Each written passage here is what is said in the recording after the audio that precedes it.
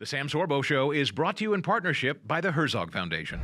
Welcome. My guest is a longtime educator who served as a teacher and administrator in public and private schools in both Florida and Wisconsin for the past 27 years. He currently runs an online academy. This is the Sam Sorbo Show. Here we go. Sam Sorbo, Sam, welcome back to the program. I'm glad to welcome Sam Sorbo. It's great to have you here.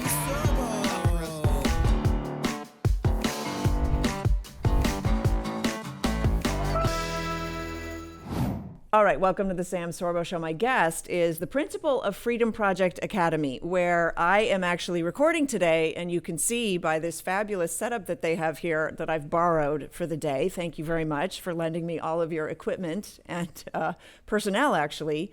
But I'm very pleased to interview this gentleman. He's the principal of Freedom Project Academy, as I've mentioned. He earned his Master's of Arts degree in Educational Leadership in 2002 at Marian University. His specialist degree in Educational Administration from the University of Wisconsin-Milwaukee in 2018. He has served as a teacher and administrator in suburban, in rural, online, public, and private schools.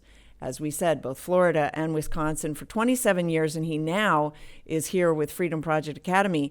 But he also starred in several independent Christian films, and he serves on the board of II Films Ministries. So this is funny because when we first sat down, I said, so David Harper, and welcome to the program.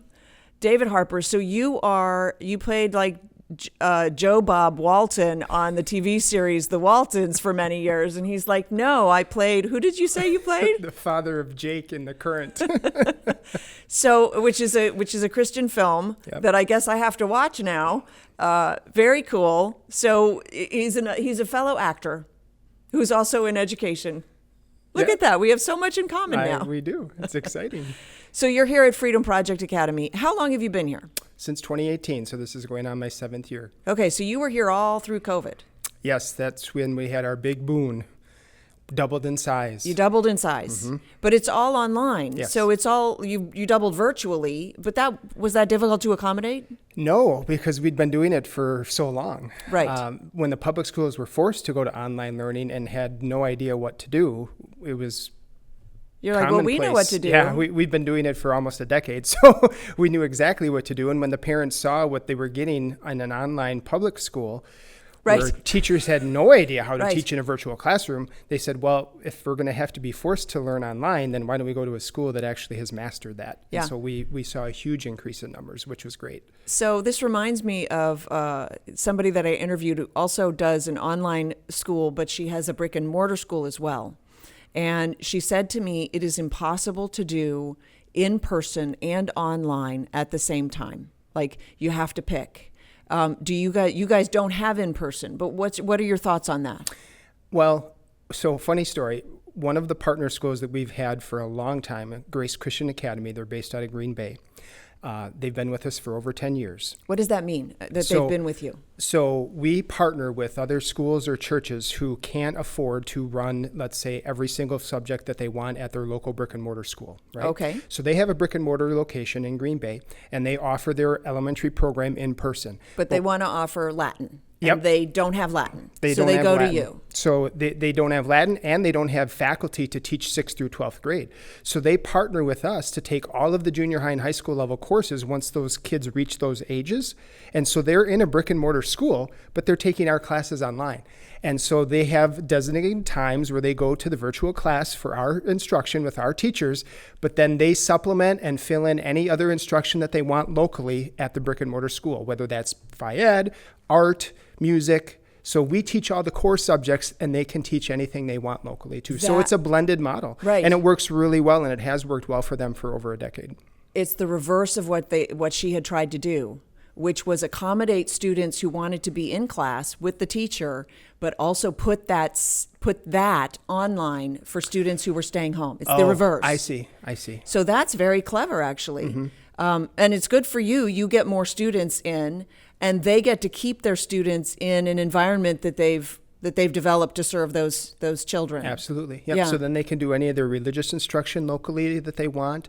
And the flexibility is what's great about it, is because they can choose to do live classes, in real time with our teachers, but we also have an anytime version Right. of our class. So they can watch pre-recorded lessons of the same curriculum whenever they want. So it's incredibly flexible.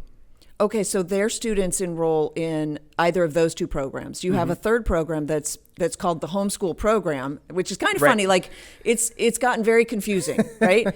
But you have this third program. It's the homeschool program, and this is for parents who basically just want a smorgasbord, pick and choose. This is what my child's going to do. I'll take care of all the paperwork myself. Right. You don't do any of the paperwork, and you don't do the grading. Like you just give me the curriculum to input in my child, and then I'll take care of making sure that they get it done and grade it and all of that, which is really you've got the best of all possibilities in my view. That's what we shoot for. Yeah. So that provides complete autonomy in what the child does or doesn't do. If it's more of a traditional homeschool model where you're purchasing a program or curriculum and administering it yourself as the parent. So there's no accountability for us. They issue the grades and the transcripts and the report cards and whatever they need to move on to higher ed. Whereas in the live and anytime versions of our classes, we are holding them accountable to our academic standard, and we're issuing grades and we're issuing transcripts, and we're accredited by the National Association of Private Schools. So you can, just as you described, have the best of both worlds, Right. whatever you want to do. And you're going to reach that ability to move on to higher ed either way. So I interviewed a gal just recently, and I asked her, because she's one of your parents, and so she has two children who attend here. She started shortly after COVID. They live in California, so obviously, and it's all virtual anyway, but they live in California. And I asked her, what is a typical day? Because I'm curious, if somebody's enrolled full time, apparently it's up to 3 or maybe 4 hours in the upper grades, and maybe not even that much in the lower grades. Correct. So let's talk about that. And what does it look like?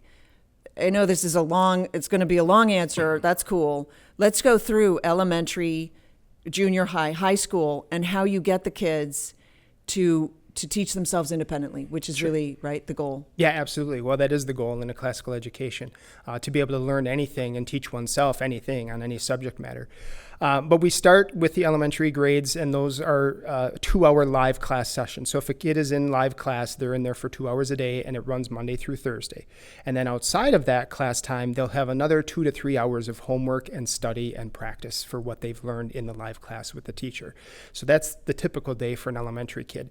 At the elementary level, all of the work is usually due on Fridays, so they have all week to work on the assignments, quizzes, and tests that need to be completed and submitted on Friday for grading. Our teachers usually have things turned around and graded within 3 to 4 days, so they get feedback pretty quickly once they Do you that. provide the tests graded back to the students? We do. Because a lot of schools have stopped doing that. Yes. Yeah. I actually tutored a young woman not too long ago, maybe 10 years ago, and I said, I need to see her math tests. And she said, oh, you can't. And I was like, but I need to see why you're getting a 60. Like, what mistakes are you making? Yeah. Are you making stupid 5 + 3 is 7 mistakes? Or are you making really involved mistakes like you carried the wrong number or whatever? Like, they wouldn't let me see the tests. Wow. And Yeah. this is the move, as I'm sure you're aware, right? They're moving everything online, so the parents won't be able to see it. The books are moving online, Sure. The tests are moving online, but you guys don't do that?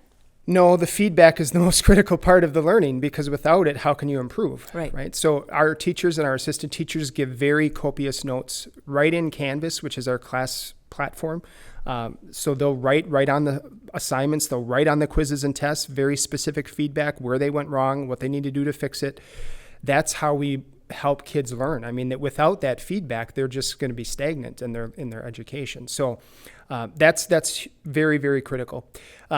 And as the students transition from elementary to junior high, obviously it becomes more rigorous in the curriculum, and they're reading very rich literature. They're reading history books that are unapologetically true. And so they... I'm sorry, this is true. Right. They're not sorry, it's true. They're just, It's true. And so they're doing more of making the connections across disciplines. So if you're familiar with a classical model, it's the trivium. You have your grammar stage, your logic stage, and your rhetoric stage of learning. The grammar is the foundation, right? That's the basics, the old 3 R's, reading, writing, arithmetic. You have mastery of basic skills. You master your math facts because those concepts build upon one another as they become increasingly more difficult. So when they transition into the logic stage in junior high, they're starting to see these connections across the disciplines, making sense of how things are interrelated and work together in the real world. And by the time they reach the high school stage, that what I call the beautiful stage, where they can elocute, right? They use rhetorical skills, they use high-level writing skills, critical thinking and analytical skills, problem-solving skills to be able to communicate effectively, impart knowledge, defend their truths in an eloquent and persuasive manner. That's the ultimate goal of the rhetoric stage, when they can express themselves and make an impact when they have conversations with other people. So it builds continuously throughout the whole program of their K-12 education. And what we really strive for is to teach virtue, because Aristotle said that virtue is when one individual can put aside the basic inclinations to do something that he knows is not to be right, like sleeping in and being lazy or watching another half hour of television, because we can discern right from wrong, what's beautiful from what's ugly, what's just from what's unjust, what's righteous from what's unrighteous, and we choose to do it despite our basic inclinations not to. So ultimately, by teaching virtue, we have the ability to act in accordance with what we know is right and what we should do. And that's from a biblical worldview. Right. And that's where that roadmap comes, too, because without God, education is nothing. If you take God without education, say that again. Yeah. Yeah, without God, education is nothing. If you separate education from God, you have no focus, you have no foundation on which to build your education. You're just a smarter criminal. Exactly. Our goal is to teach students how to think, not what to think. And our goal is to unlock every student's potential based on what God has purposed for their life. Because by recognizing what our gifts are, our talents are, and what God has given us for our purpose, we can uncover the greatest opportunities of what we can accomplish in our lifetime. And that is connected to what we learn. It's not separate. So we have to put it within the larger context of what that means from a biblical worldview and what God has purposed for us. Yeah. Thanks for tuning into the Sam Sorbo Show. You know, we are in a battle for our very nation, a nation that was founded on Christian principles and on the Bible. The 10 Commandments is the basis for our rule of law. But these days, when you go talk to people on the street, you'll find that most of them don't even know what rule of law means. And that's why I'm so proud to have Herzog Foundation as a sponsor of my show. I also love what they do because they seek for the benefit of Christian education throughout the nation. So Herzog Foundation is a wonderful partner for us here at the Sam Sorbo Show. Thanks for watching. Give your friend the very best with farm-to-pet dog treats made from 100% single human-grade ingredients. These treats never include byproducts, binders, fillers, additives, preservatives, or artificial ingredients. Just pure, wholesome goodness. Visit farmtopettreats.com and use code SAMSORBO to get 25% off your next order. Treat your dog to healthy, delicious snacks they will love today.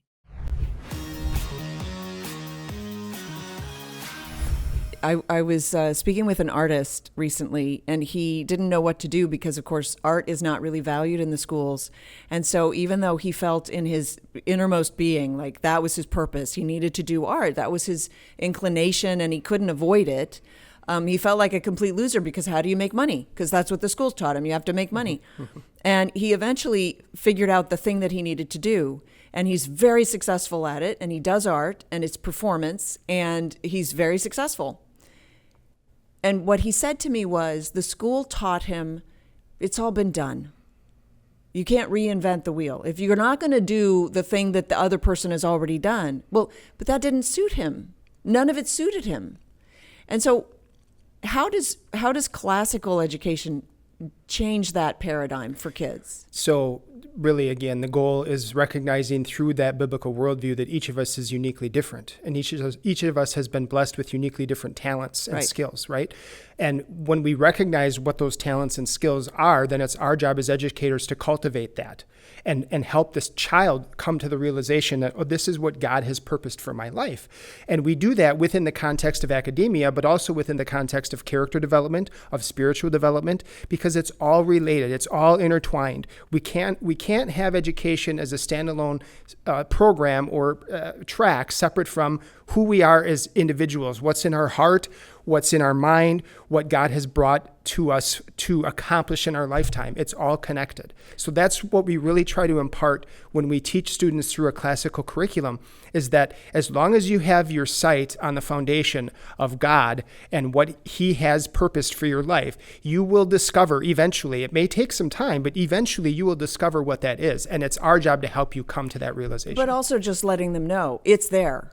Absolutely. I know it's there because God told me that it's there. I'm sure that it's there. There's a purpose for your life, which of course is the opposite of what children are taught in school. But how do you teach character? Because this is the crucial issue. And I've been beating this drum for a while. Dr. Duke Pesta beat this drum also. There are a lot of educators out there that are classically inclined that are beating the same drum, that children have purpose and that they need to be taught character before they can be taught they won't learn the academics. They won't be interested in the academics until and unless they obtain that level of character that will then drive them for the rest of their lives. And that level of character is this knowledge that they have value and they have to live up to that value, right? It's the grand responsibility and privilege, right? Of that value. How do you teach that? Because you do. Yeah. Well, one way is through literature, because we study the classic literature that has examples of good character and bad character.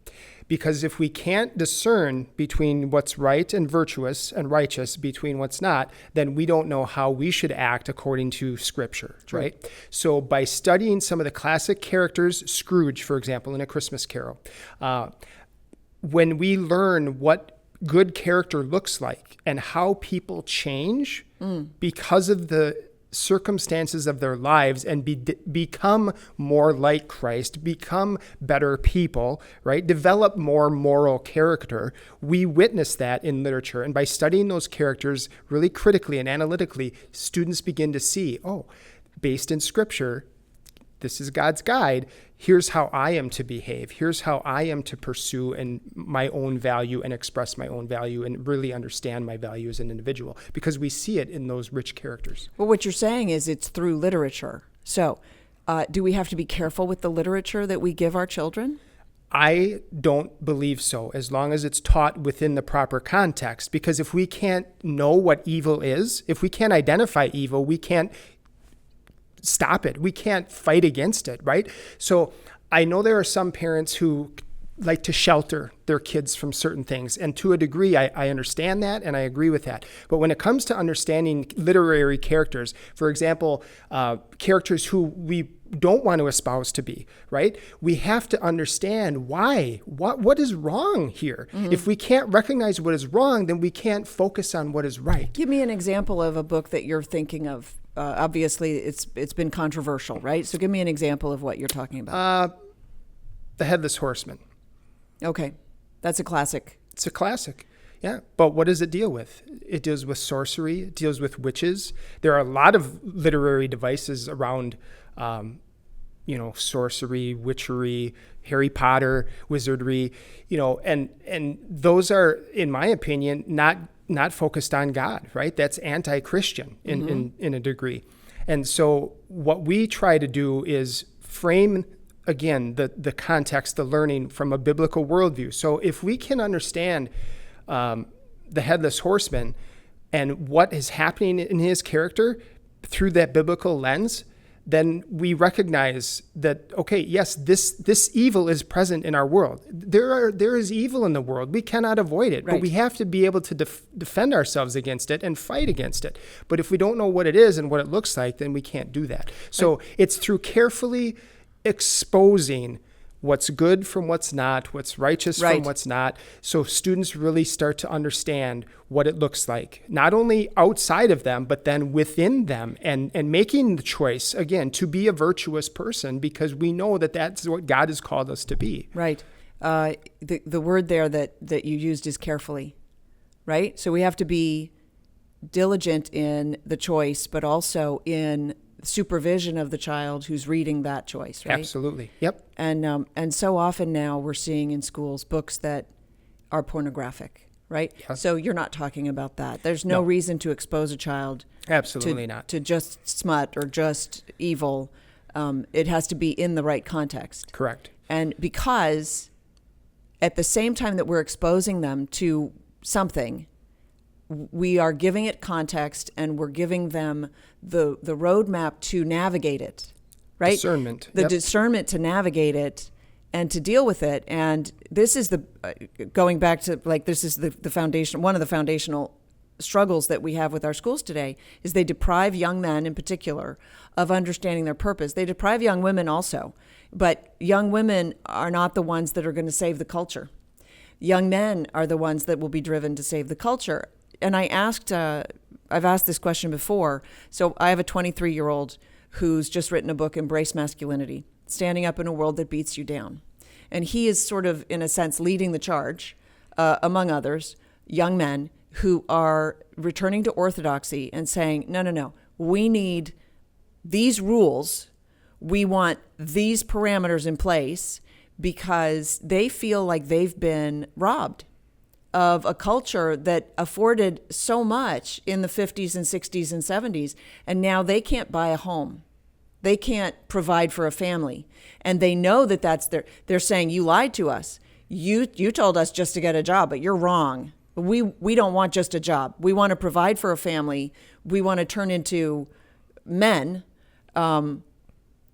How do we get back to that? How do we resolve this? Well, it's funny you mentioned that, because I was talking with one of our parents when we had our graduation recently, and he said very few men that he knows who work in all fields are truly chivalrous and masculine.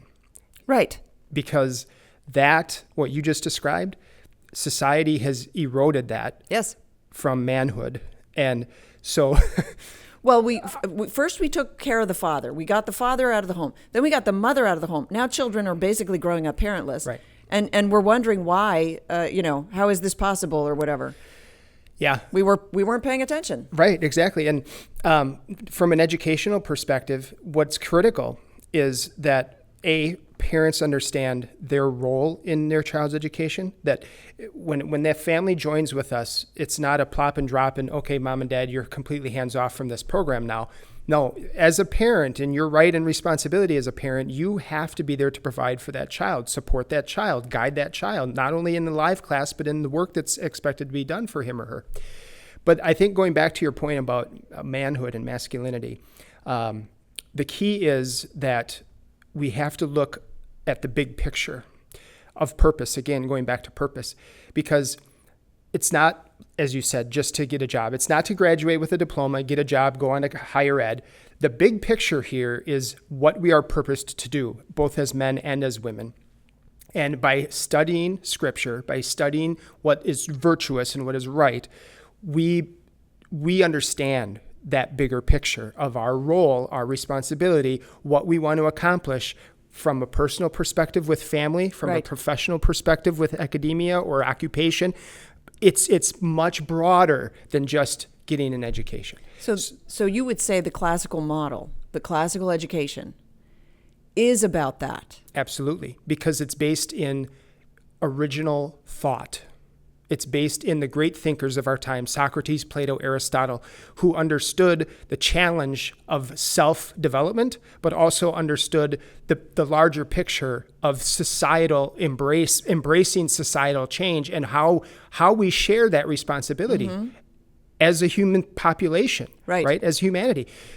By furthering and developing our relationships with other people, our family, because then we start to develop a community. Right. But it's still based on the individual. Right. It's Starts- not a, it it's starts not- with the individual. It starts with the individual. It's not a group think. It's individuals helping, Working in community. working in community with other people to build a great society, which, as you described, we had decades ago. Even the Renaissance, we think of the people of the Renaissance time, people who pursued athletics, academics, art, they were well-rounded people. Right. Our education system today forces students into one area, one lane, one track. We don't want kids to be well-rounded anymore. We should. Right. No, we ask them when they're 5 years old, what are you going to be when you grow up? The one thing that you're going to pick. Yeah. And that's very sad. It is, because every student has the capability to expand his or her horizons in so many different areas. I mean, the greatest historical figures that I can recall, again, I mentioned the philosophers, but even people from the Renaissance, Michelangelo, these people represented myriad disciplines. They were interested in astronomy, they were interested in architecture, they were interested in history, they were interested in calligraphy. They did it all. They did it all. Even more modern examples like Steve Jobs. He had so many different interest areas. He wasn't just a businessman. He wasn't just an entrepreneur. He had so many different areas of pursuit that he was, and obviously philanthropy is a big part of that. And it should be for all of us once we have attained Right. a level to be able to give back. Right. Because that too, I think in the larger picture is something that's sorely missing from our society today, is Right. that philanthropic spirit and wanting to give back because we know it's virtuous and the right thing to do. And so really, ultimately, what we want our kids to know when they leave here is that they, will make a difference because they are capable and they are purposed and they have value, like you were describing earlier. And so when they leave us, the feedback we've gotten from parents, the remarkable levels of achievement, the remarkable levels of what these kids have accomplished from an entrepreneurial perspective. We have several kids who graduated and then started their own businesses. We have an 8th grader right now who has his own baking business, has had for 7 years. He's only 12 years old, and he's highly successful. He's been featured in his local news. He's been featured in publications across the country.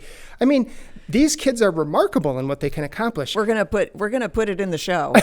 We got to find that kid. We need his name. We're gonna put it in the Soul show. Man Sweets. If you look it up, Soul Man Sweets. His name's Cameron Livesey. He's amazing. We have a young lady, Madison Johnston. She's actually one of our assistant teachers now. She graduated a couple years ago. She had already had her own dance academy for several years by the Right. time she graduated. These kids are accomplishing remarkable feats, and all they need is the opportunity and the encouragement. And the lack of belief. a ceiling. Absolutely. So I say it's a ceiling, but when you're institutionalized, you develop, it's like a fish will only grow as big as its aquarium. When you're institutionalized, you can only think as big as the system that you're in. And Absolutely. unfortunately, that's very limiting for Right. our children. So your parents must be like shocked. No, most of them? I think many of them, once they transition to us and they see the immense growth in their child, that's the feedback we get most often is, I can't believe how much my child has learned in just 1 year with you compared to several years that they had in any previous educational experience. And by the time they graduate, these kids are going on to aeronautic engineering schools, mechanical engineering. I mean, they're going into pursuits of all kinds of different fields because they have the skills to be able to do whatever they want to pursue. Right. That's what's most remarkable about the classical education, in my opinion.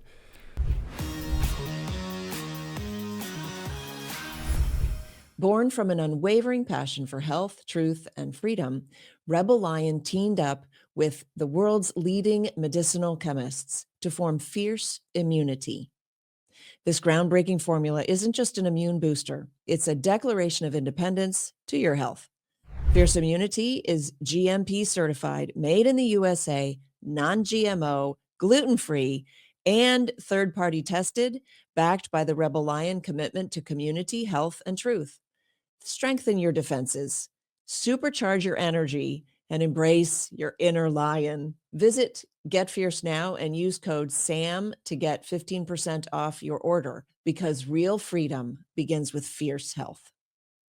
Stay ahead of the storm with IQ Weather, a premium all-video homeschool course that makes learning science exciting and engaging. This vivid, entertaining program incorporates physics, chemistry, geography, geology, astronomy, and oceanography, giving your kids a well-rounded education in the fascinating world of weather. Designed to captivate young minds, IQ Weather makes complex concepts easy to understand and fun to explore. Visit iqweather.com and use code SAM to get 15% off your order. Give your kids a science education they'll love and stay prepared for anything. Start your IQ Weather journey today. Hey there, if you're enjoying today's episode, take a moment, leave me a 5-star review, please. This is the way that people will be able to discover these conversations. And by the way, I will be reading some of these reviews on air. So whether yours is poignant or humorous or simply thoughtful, take a moment, leave me the review, and maybe yours will be the one that is chosen to read on air and share with the world. Thanks so much. Don't forget to like, subscribe, and all of that good stuff. I appreciate you.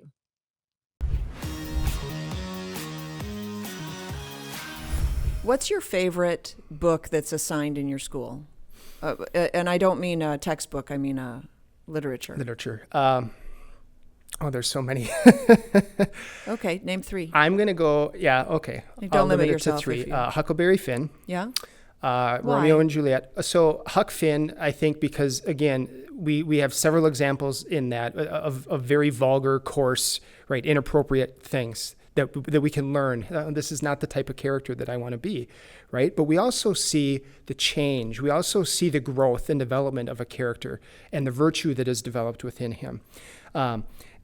Plus, it also helps us understand that when mistakes are made in history, we recognize, though that may not have been what should have happened based on what we know now, we can at least recognize that error. We can recognize that evil, for example, and know that we don't want to repeat that. If we don't understand our history, you've heard the saying, we're destined to repeat it. So we have to study historical characters, historical figures, and literary characters like that to really establish a sense of this is not how we want to live our lives. This is not what God has called us to do with our lives.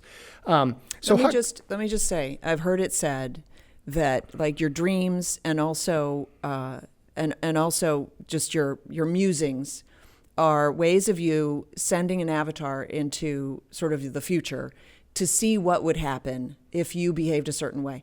Literature provides us with those avatars. So we may not be Huck Finn, but if we behave the way that he behaved, we will get the same consequences that he achieved, right? Right. And so it's something of that you're saying, that even though he might not be the most admirable sort, right? You still understand, and you can learn from other people's mistakes Exactly. too. Yes, it's a reflection. Every person who's ever lived is a reflection of something. Right. And we can use that as a mirror for ourselves. Right. Is that how we want to live? Is that how we want to behave? Is that how we should behave? Right. Based on a biblical worldview? And This is part of the classical model. This is part of the classical model. You won't hear this in the government schools because they don't operate that way. Right. They are very utilitarian. They read to have read it. They read to, did you understand it? Well, what does understand mean? Right. Like, define that word. Understand on what level? The sociological level? The philosophical level? Like, what kind of understanding? And so they leave most of that stuff outside the door, which makes the reading very dry and uninteresting. Yes, exactly. And again, it's all very surface level. Right. It's not getting to the root of what is most important, and that is self-understanding, self-awareness, self-development, character development, what it means to have a heart for Christ. Because ultimately, our goal as Christians should be to be more like Christ, right? Amen. In everyday behavior, how we treat other people, how we love people, how we engage with people.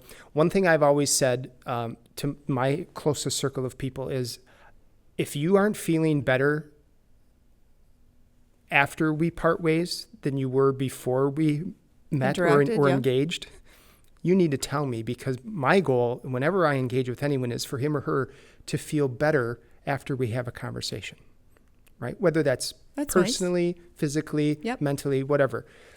because that, in my opinion, is how Christ treated other people. He wanted other people to feel better after engaging with him. Back to your previous question about literature. Christmas Carol is probably one of my all-time favorites. Sure. And that, along with Romeo and Juliet. And I choose those two because I think Scrooge probably represents the greatest round character in literary history. You have this curmudgeon, miser, selfish fiend, right, who recognizes the beauty and the joy of forgiveness and graciousness and giving. Yes. Several years ago, I was thankful to see a production called Heaven's Gates and Hell's Flames. I don't know if you've heard of it. It's this couple that travels across the country, and they enlist congregations to play roles in this production. And I was fortunate enough to be able to participate. And I played a businessman who was depressed. He was an alcoholic. He was violent. He was just ready to end his life, essentially. And he comes to Christ. He's offered the gospel, and he accepts it. And so I had the opportunity to portray someone who was so just dead inside, and then to become so alive in Christ through redemption and forgiveness. It was the most transformative experience for me as a person, as an actor, as an individual, and just understanding that huge transformation, Scrooge's transformation, is very similar to that. It just brings out so much wonder and appreciation for what that means as a Christian, because it reflects that sacrifice of Jesus. And there is no greater joy to know that our eternal resting place is going to be in heaven. Right. And that, to me, is reflective of Scrooge's experience. When we as Christians understand the gift that we've been given, that's what Scrooge understood by the end of that play. And so I think it's just so transformative and remarkable. And when students really start to identify these connections between literature and scripture, it just makes it that much more meaningful and impactful, I think, for the long run, both spiritually, personally, academically. And the reason I chose Romeo and Juliet is because I think there is no greater sacrifice than love. And really sacrificial love, right? So unconditional love. And that's what I think is represented in those two characters. Again, very much reflected in Christ's sacrifice on the cross. Unconditional sacrificial love, because unconditional sacrificial love is what transforms and grows and serves as the foundation for any strong relationship, whether it's a friendship or a marriage or whatever, any type of relationship. Right. In my opinion, the only successful or the most successful relationships are those built on sacrificial love, putting your partner or your other person's needs before your own. Mm-hmm. And that, I think, is what is representative in the love story in Romeo and Juliet.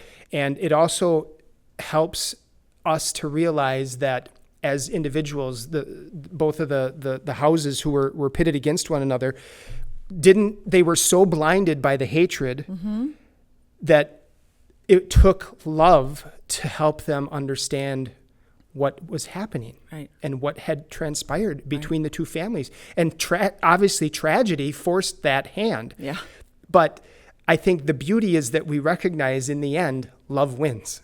Love always wins. Yeah. And that's biblical too. The greatest of these is love. So I just think there's so much spiritual connection and scriptural connection to literature, to history, that we can't ignore it and we can't separate it, because again, academia then simply becomes, as you described, a series of facts. It's information, but there's no glory in it. There's no beauty in it. There's no purpose in it if we don't connect it to scripture and to our God-given purpose. Education is not a data dump. It's not a data download. Exactly. It's a software download. And that's what we have to get back to. And that's what you're doing at Freedom Project Academy. We're trying. So I have 3 questions that I typically ask my guests. The first one is, what's your education background, and are you pursuing it today the way that you thought that you would be? Well, as you described in the open, I began my career. I knew I wanted to be a teacher from the time I was probably a junior in high school. Oh. I had worked with younger children. I tutored. I did a lot of babysitting. So I loved kids. And that was the main reason I wanted to teach, is just because I loved kids. Yeah. I didn't get into it for any sort of academic reason. You didn't get into it for the money? Yeah, there isn't really a whole lot of money in education, unfortunately. But so I started as a high school English speech and theater teacher. I did that for 5 years. And several of my colleagues said, hey, you have pretty good people skills. You should consider maybe pursuing administration. And I hadn't given it a thought really at the time, because I loved what I was doing. I was directing musicals. I was coaching forensics, speech and debate Nice. with my wife. Yeah, we continue to do that today. Does Freedom Project Academy do any kind of speech and debate? So I want to, but because our kids are scattered all over the world, the only option they would have would be to do online, which there is. And so I have met with folks from the NCFCA, and we're pursuing that as a possible new opportunity. You could do it yourselves. Do you have clubs at FBA? We do. Yeah, we have dozens of clubs. Yeah, I mean, I've done online teaching, and we had when I was doing it, I only had 2 students at the time, mine and someone else's, and we did debate. Yeah. And we did it online because we were in different cities, and it was very successful. It wasn't as successful as being there in person. The kids had already done in-person debate, which I think helped, that they kind of understood how it went about and stuff like that. But it was once you get the positioning and the format down, you can do it online, and it is one of the greatest ways of growing character, honestly. Oh yeah. And so go ahead. Sorry. Yeah. No, absolutely. I get excited about speech and debate. Oh, we are passionate. We've been doing it since we graduated high school. We came back and started coaching right away in college. Tell me why. Tell me what is so. I know what makes it for me, but what is it? What is it for you? So as I was kind of describing earlier, from the literary perspective, so you have categories of performance like prose interpretation, poetry interpretation, something that's called a program of oral interpretation, which is all different literary genres put together around a theme, right? By performing these pieces of literature, it adds an entirely new level to the understanding of the content and the characters and the meaning, the depth of understanding. So that's why we do it, because we see not only how students grow in their performative skills and their speaking skills and their ability to develop confidence and engagement with people, but they start to understand at a much deeper level everything that they're reading, everything that they're performing. They write original orations, 10-minute original orations, then they deliver those speeches, and it impacts them mentally, spiritually. They grow tremendously in their skills. And it happened for us. We participated in it as kids, and we saw it in ourselves. So we said, you know what? We want to give this gift back. It made such a difference in our lives. We want to give it back to kids. So we continue to do that and have for the last 32 years. But the other thing, what was the question again? I'm sorry. My education.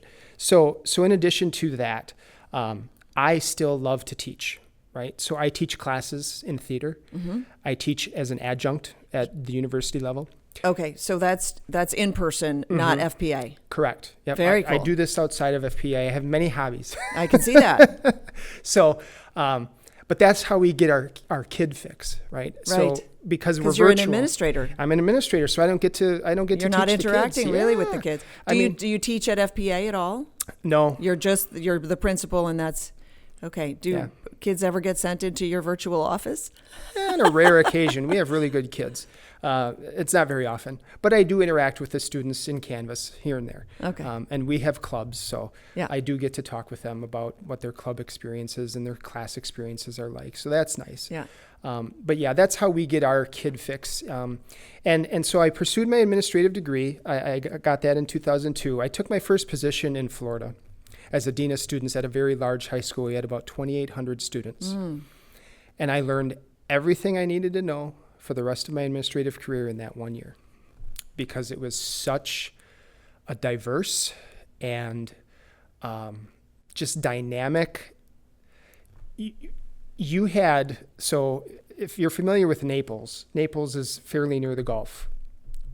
And then you have inner city Immokalee on the opposite side of the district. Yep. We were a county-based school system, and so we had kids who were the kids of migrant workers from Immokalee, Right. the poorest of the poor, with the richest of the rich Yep, Naples. Gulf Shore owners, mansions, right? Talk about a motley crew. And the experience... What was your job there? I was a dean, and so I oversaw the 9th and 10th graders. Gotcha. And everything from attendance to behavior to academics to assessment, all the different aspects. But what I learned with the dynamics of that student population and even the adult population, because of all of the teachers and administrators in the school, there were maybe a dozen that were actually Florida natives. These people were from all over the country. And a lot of them were from the Midwest, like I was. Yeah. One of my fellow deans was from Minnesota. Our assistant principal was from Michigan.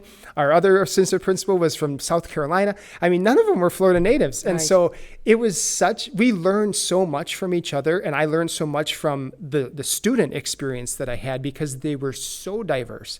Of course, you can imagine everything from the worst of the worst experience to the best of the best happened in just that 1 year. Wow.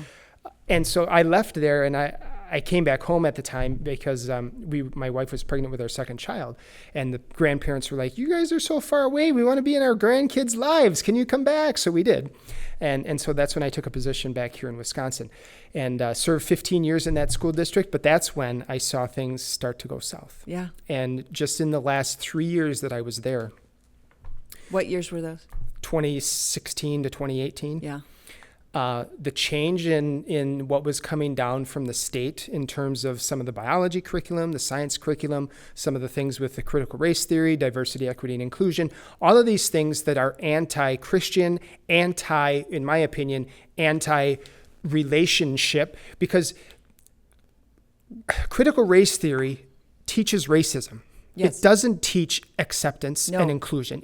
It shows kids how they're different from one another instead of how they're alike. And how one's a victimizer Exactly. and the other one's the victim. What was in the science curriculum? Because usually, people aren't thinking science. They're thinking social studies, but not science. Yeah, so a lot of the biology, a lot of the gender bending, some of the, LGBTQ stuff. Really? And so that's what was most alarming to me. And so I was thankful and I was fortunate to have a lot of control as the curriculum director. But once I started to lose that control because of certain state mandates and certain tests that these kids were going to have to take that were all standards based, that were not, in my opinion, related to what they should be learning.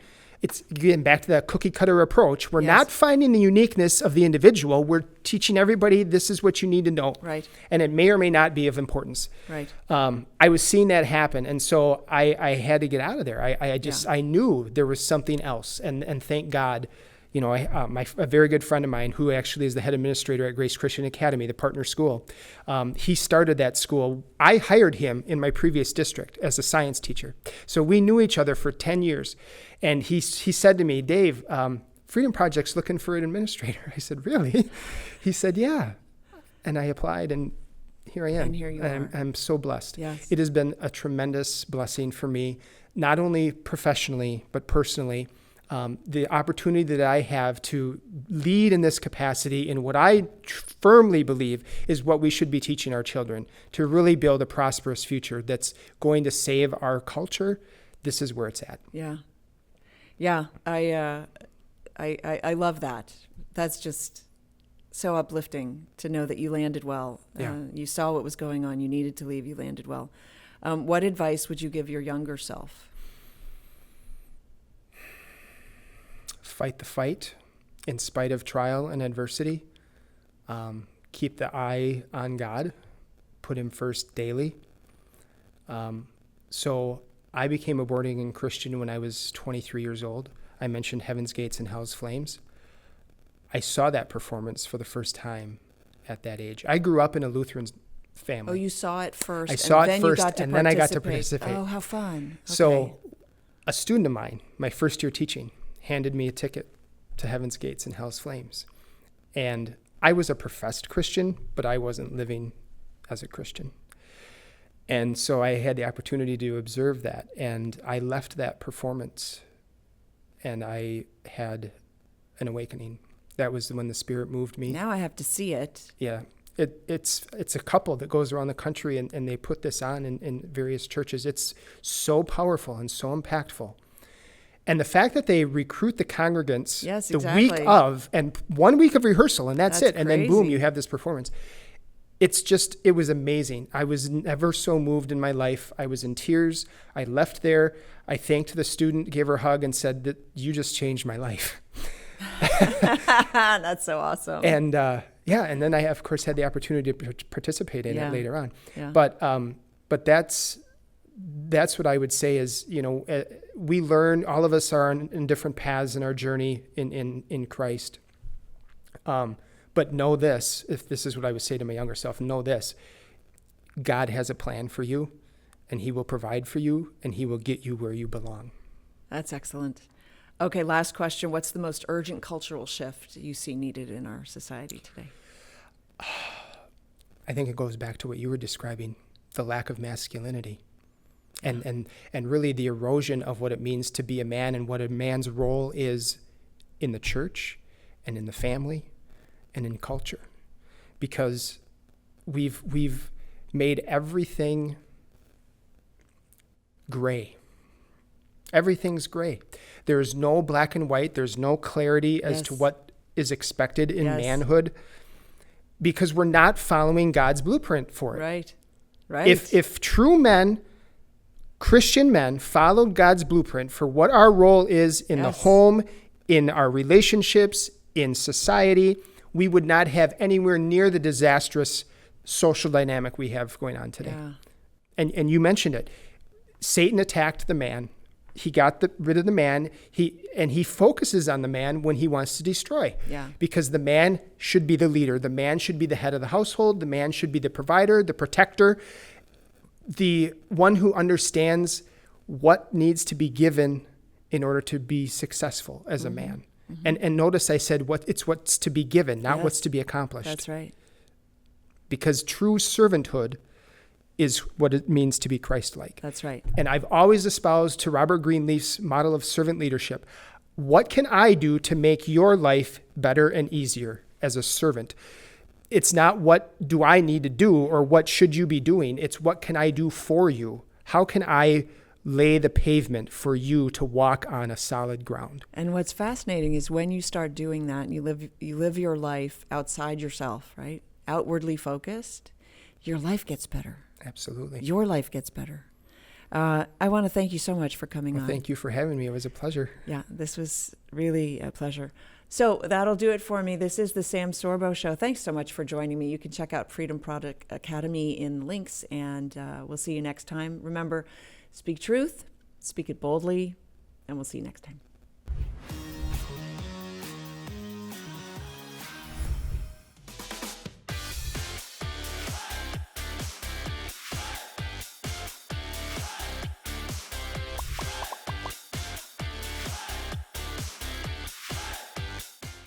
Views and opinions expressed in the Sam Sorbo Show are those of the speakers and do not necessarily reflect the views and positions of the Herzog Foundation.